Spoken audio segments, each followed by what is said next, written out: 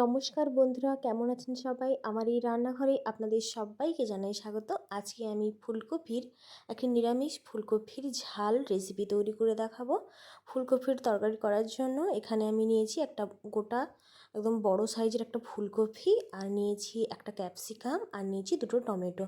একদম সম্পূর্ণ নিরামিষভাবে কিন্তু এই ফুলকপির ঝাল রেসিপিটি তৈরি করব বন্ধুরা। আপনারা শেষ পর্যন্ত দেখতে থাকুন কিভাবে করি। আর রেসিপিটি কিন্তু খুবই সহজ, একদমই ঝামেলামুক্ত এই ফুলকপির তরকারি। তো প্রথমেই আমি ফুলকপিগুলোকে কেটে নেবো, একদম কিন্তু ছোটো ছোটো না, আবার একদম খুব বড় বড়ও কিন্তু এইরকম রাখবো না ফুলকপিগুলো। মিডিয়াম সাইজের ফুলকপিটা কেটে নেবো। আমি কিন্তু সম্পূর্ণ ফুলকপিটা কেটে নেব। আর এই ফুলকপিটা বেশ নরম আছে। তো শীতকাল তো প্রায় চলে গেল, শীতকাল চলে যাওয়ার ঠিক এই আগের মুহূর্তে এইভাবে কিন্তু ফুলকপি তৈরি করে খাবেন, দেখবেন ভালো লাগবে। তো আমি কিন্তু এখানে ফুলকপিগুলো সমস্ত কিন্তু কেটে নিয়েছি, তার সঙ্গে কেটে নিয়েছি বেশ অনেকটা পরিমাণ ধনেপাতা। যেহেতু নিরামিষ তাহলে কিন্তু ধনেপাতা আদা দিতেই হবে। আর এখানে কেটে নিয়েছি ক্যাপসিকাম, আর নিয়েছি টমেটো। ক্যাপসিকামগুলোকে এই রকম করে কেটেছি, আর টমেটো যেভাবে কাটা হয় ওইভাবেই কিন্তু কেটেছি। ক্যাপসিকামগুলোকে একটু বড় বড় করে রেখেছি। এরপর কড়াই চাপিয়ে দিয়েছি, কড়াই খুব ভালোভাবে গরম করে নিয়েছি। এরপর তাতে দিয়ে দিলাম সর্ষের তেল, বেশ অনেকটা পরিমাণে কিন্তু সর্ষের তেল এখানে প্রথমেই দিয়ে দিলাম। এরপর ফুলকপিগুলোকে লাল লাল করে ভেজে নেব। এমনভাবে ভাজবো যাতে ফুলকপিগুলো আবার ভেঙে না যায়, সেই রকম গোটা করে রাখতে হবে। ফুলকপিগুলোই তরকারিতে কিন্তু বেশ গোটা গোটাই থাকবে। আর এই রকম ফুলকপির তরকারি কিন্তু ভাত, রুটি, পরোটা সব কিছুর সঙ্গেই কিন্তু খুবই ভালো লাগবে। তো দেখতে থাকুন বন্ধুরা। আপনারা যদি আমার এই চ্যানেলে নতুন হয়ে থাকেন, প্লিজ বন্ধুরা আপনাদের কাছে অনুরোধ রইল, চ্যানেলটিকে সাবস্ক্রাইব করে পাশে থাকা বেল বাটনটি প্রেস করে দেবেন। আরও নিত্য নতুন ভিডিওর নোটিফিকেশান পেয়ে যাবেন তাহলে। আর আমার এই ফুলকপি রেসিপিটি আজকে কেমন লাগবে অবশ্যই কিন্তু কমেন্ট করে জানাবেন। এরপরে আমি সমস্ত ফুলকপি তেল গরম করে তেলের মধ্যে দিয়ে দিয়েছি। এরপর বেশ ভালোভাবে কিন্তু নাড়াচাড়া করে নিয়েছি। আপনারা দেখতেই পাবেন আমি এখানে কিন্তু এখনও পর্যন্ত কোনো লবণ দিইনি। লবণ কিন্তু আমি দেবো না, লবণ ছাড়াই কিন্তু ফুলকপিগুলোকে হালকা লাল করে ভেজে তুলে নেব। তো আমি প্রায় 5 থেকে 6 মিনিট খুব ভালোভাবে কিন্তু ফুলকপিগুলোকে নেড়ে চেড়ে ভালোভাবে ভেজে নিয়েছি। এই রকমভাবে ফুলকপিগুলোকে রেখেছি, একদম খুব ভালোভাবে ভাজিনি, আবার একদম হালকা করেও ভাজিনি, এই রকম মিডিয়াম করে ভেজে এবার তুলে নেব। ফুলকপি ভেজে তুলে নেওয়ার পর ওই কড়াইতেই কিন্তু দিয়ে দেবো কেটে রাখা ক্যাপসিকামগুলো। ক্যাপসিকাম দেওয়ার সময় আমি কিন্তু আর কোনো তেল দেবো না। তো ক্যাপসিকাম দিয়ে কিছু সময় নাড়াচাড়া করে নেব। এই ক্যাপসিকামের মধ্যেও কিন্তু কোনো লবণ দেব না এখন। হালকা কয়েক মিনিট নাড়াচাড়া করে নিলেই কিন্তু ক্যাপসিকামগুলো খুব ভালোভাবে ভাজা হয়ে যাবে।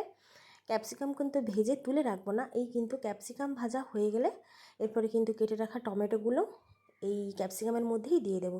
এরপর টমেটোটাকে গলিয়ে নেব। হালকা নাড়াচাড়া করতে থাকলেই কিন্তু টমেটোগুলো গলে যাবে বেশ। আর টমেটো মধ্যে থাকা জলটাও কিন্তু খুব শুকনো হয়ে যাবে। একদম এখানে আমি পাকা টমেটো নিয়েছি, আপনারা অবশ্যই একদমই পাকা টমেটো ব্যবহার করবেন, দেখবেন ভালো লাগবে টমেটোগুলো। এরপর এই সময় কিন্তু আমি দিয়ে দিলাম অল্প লবণ। এই লবণটা দিলাম টমেটো এবং ক্যাপসিকামের মতন করেই কিন্তু লবণটা দিলাম এই সময়। এরপর আমি অল্প পরিমাণ সর্ষের তেলও দিয়েছি এই মশলার মধ্যে। এরপর তেল দিয়ে নাড়াচাড়া করে এরপর বেটে রাখা আদা বাটা এই তেলের মধ্যে দিয়ে দিলাম। দিয়ে বেশ কিছু সময় নাড়াচাড়া করে নিলাম যাতে আদার কোনো কাঁচা গন্ধ না থাকে। আদা বাটা কিছু সময় কষিয়ে নিয়েছি। এরপরে দিয়ে দিলাম বেটে রাখা জিরে। তো এই দুই রকমের বাটা কিন্তু আমি তরকারিতে ব্যবহার করলাম। এরপর আরও প্রায় 1 থেকে 1.5 মিনিট খুব ভালোভাবে আমি কষিয়ে নেব। এরপর কিছু গুঁড়ো মশলা অ্যাড করব। গুঁড়ো মশলার মধ্যে এখানে 1 চামচ হলুদ গুঁড়ো, হাফ চা চামচ ঝাল লঙ্কার গুঁড়ো, হাফ চা চামচ কাশ্মীরি লঙ্কার গুঁড়ো, 1 চা চামচ জিরে গুঁড়ো, 1 চা চামচ ধনে গুঁড়ো। সবগুলো কিন্তু গুঁড়ো মশলা এই মশলার মধ্যে দিয়ে একটু হালকা নাড়াচাড়া করে নেব প্রথমে। তারপরে কিন্তু বেশ কিছুটা পরিমাণ জল দিয়ে দেবো। জল দিয়েও মশলাগুলো খুব ভালোভাবে কষিয়ে নিতে হবে যতক্ষণ না পর্যন্ত মশলা থেকে তেল ছেড়ে আসছে। এই যে আমি বেশ অল্প পরিমাণে কিন্তু এখানে জল দিলাম। নাড়াচাড়া করে জলটা শুকনো করে নেব আর মশলা থেকে তেল ছাড়া পর্যন্ত অপেক্ষা করব। মশলা থেকে তেল ছেড়ে এলেই কিন্তু এরপর ভেজে রাখা ফুলকপিগুলো এই তরকারির মধ্যে অ্যাড করব। তো দেখতেই পেলেন বন্ধুরা কতটাই সহজ এবং কতটাই কম মশলায় আমি রান্না করব আজকে। আর এটা কিন্তু সম্পূর্ণ নিরামিষ দিনে এই রকম ফুলকপির তরকারি থাকলে আর কোনো কিছুই কিন্তু লাগবে না। মশলা থেকে কিন্তু সুন্দর তেল ছেড়ে দিয়েছে। এরপর ভেজে রাখা ফুলকপিগুলো এই মশলার মধ্যে অ্যাড করে দিয়ে বেশ কিছু সময় কিন্তু নাড়াচাড়া করে নেব। এই ফুলকপির তরকারিতে আমি কোনো প্রকার আলু ব্যবহার করলাম না। আপনারা যদি আলু ছাড়া রান্না করতে পছন্দ না করেন তাহলে অবশ্যই কিন্তু আলু দিয়ে দেবেন। তবে এইভাবে ক্যাপসিকাম দিয়ে ফুলকপি করবেন, দেখবেন খুবই ভালো লাগবে। যারা ক্যাপসিকাম খেতে ভালোবাসে তাদের তো প্রচণ্ড ভালো লাগবে, এবং যারা নাও ভালোবাসে ক্যাপসিকাম খেতে তারাও কিন্তু অনায়াসেই খেয়ে ফেলবে। তো এই রকম একটা ফুলকপির ঝাল থাকলে আর অন্য কোনো রেসিপি কিন্তু লাগবে না। বেশ কিছু সময় ধরে আমি কিন্তু মশলার মধ্যে ফুলকপিগুলো খুব ভালোভাবে কষিয়ে নেব। আর বেশ অনেকটা পরিমাণ ধনেপাতাও কেটে রেখেছি এই তরকারির মধ্যে দেওয়ার জন্য। তো এই সময় আমি একদম রান্নার মতন কিন্তু লবণ দিয়ে দিলাম পরিমাণ মতন। এর আগে কিন্তু আমি লবণ দিইনি, ওই ক্যাপসিকাম ভাজার পর অল্প একটু ক্যাপসিকামের মতন করে লবণ দিয়েছিলাম। এই সময় সম্পূর্ণ লবণটা এই তরকারির মধ্যে দিলাম। দিয়ে এরপর কেটে রাখা বেশ অনেকটা পরিমাণ ধনেপাতা এই ফুলকপির মধ্যে দিয়ে দিলাম। ধনেপাতা দিয়ে অল্প বেশ কিছু সময় কিন্তু নাড়াচাড়া করে নেব। আর এই তরকারিটা কিন্তু একদমই শুকনো শুকনো হবে, খুব একটা বেশি ঝোল থাকবে না। তবে ফুলকপি ভাজার পরও কিন্তু অল্প পরিমাণ সেদ্ধ হতে বাকি আছে। ফুলকপির যেই ডাঁটাগুলো থাকে এগুলো কিন্তু সেদ্ধ হতে একটু সময় লাগে, তাই জন্যই কিন্তু ফুলকপি একটু মশলার মধ্যে কষিয়ে নিয়ে আমি এখানে কিন্তু অল্প পরিমাণ জল দেব, একদমই অল্প, যাতে ফুলকপিটা বাকি যে আছে সেটা কিন্তু সেদ্ধ হয়ে যাবে। অল্প পরিমাণ জল দিয়ে আমি গ্যাসের ফ্লেম একদম লো করে ঢাকনা দিয়ে প্রায় 6 থেকে 7 মিনিট রেখে দিলেই কিন্তু ফুলকপির এই কষা একদম তৈরি হয়ে যাবে। অল্প পরিমাণ জল এখানে দিয়ে দিলাম, একদমই অল্প পরিমাণ।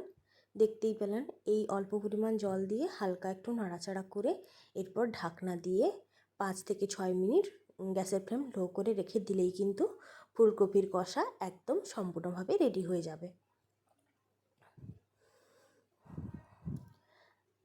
ঢাকনা দিয়ে 5 থেকে 6 মিনিট রেখে দিয়েছিলাম, চলে এলাম 6 মিনিট পর। ঢাকনা খুলে আরও একবার নাড়াচাড়া করে গ্যাসের ফ্লেম কিন্তু অফ করে দেব।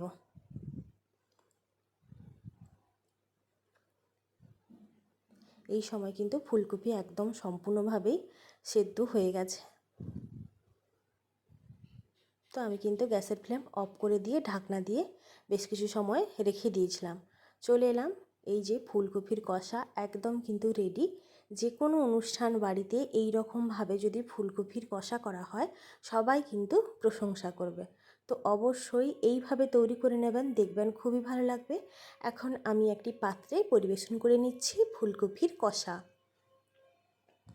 আলুবিহীন ক্যাপসিকাম দিয়ে এই ফুলকপির কষা কিন্তু খুবই দুর্দান্ত লাগে।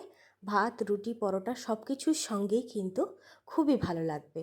আপনারা অবশ্যই আমি যেইভাবে তৈরি করলাম এইভাবে তৈরি করে নেবেন, দেখবেন সবার ভালো লাগবে, এবং আপনারও খুবই ভালো লাগবে এই ফুলকপির কষা। খুব চটজলদি হয়ে যায় আর খুব বেশি কিন্তু মশলা লাগে না। শুধুমাত্র মশলার মধ্যে আদা বাটা এবং জিরে বাটা থাকলেই হবে, আর কয়েক প্রকার গুঁড়ো মশলা দিয়ে কিন্তু এই সুস্বাদু ফুলকপির কষা তৈরি হয়ে যায়। তো অবশ্যই বন্ধুরা এইভাবে কিন্তু বাড়িতে তৈরি করে নেবেন। আর কেমন লাগলো আজকের এই রেসিপি অবশ্যই কমেন্ট করে জানাবেন। ভালো লাগলে প্লিজ একটি লাইক করে দেবেন। আর আপনি যদি আমার এই চ্যানেল নতুন হয়ে থাকেন তাহলে চ্যানেলটিকে সাবস্ক্রাইব করে পাশে থাকা বেল বাটনটি প্রেস করে দেবেন। আজকের মতো চলি বন্ধুরা, দেখা হবে পরবর্তী ভিডিওতে। সবাই ভালো থাকবেন, সুস্থ থাকবেন, টাটা।